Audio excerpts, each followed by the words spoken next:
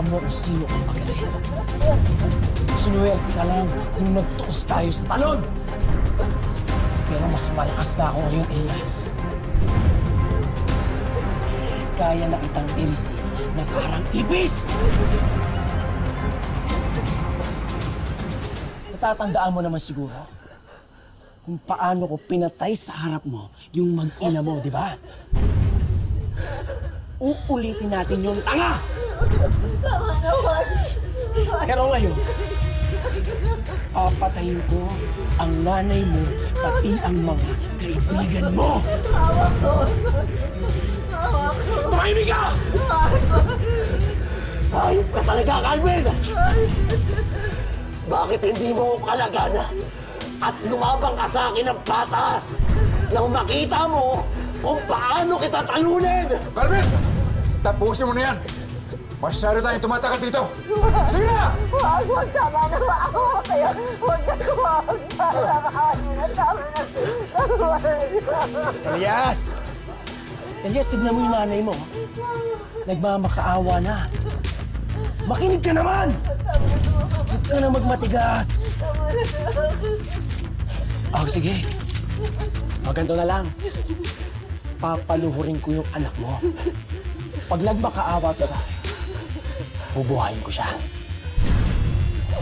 Elias, lumuhod ka sa harap. Huwag mo masalang idamay dito, hayop ka! Antonio, naglalaro na lang yung anak mo. Tapusin mo na. Nang makauwi na tayo, inaantok na ako. Hayaan mo siya. Tutuluyan din niya si Elias. Naman! Tumigil na kayo! Ako na lang ulit! Ako na lang patayin niyo! Sige na! Maghintay ka. Darating din ang oras mo. Excited? Mga demonyo talaga kayo! Demonyo kayong lahat! Ano? Ano, Elias? Isang pakiusap lang. Lumuhod ka sa harap ko.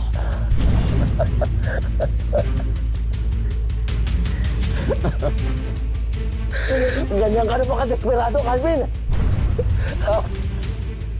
Kasi alam mo, sa sarili mo, na kahit kailan, hindi ka mananalo sa akin. Kaya hindi ako luluhod sa'yo! Tama na, mapapatay ka! Tama na, mapapawag naman na!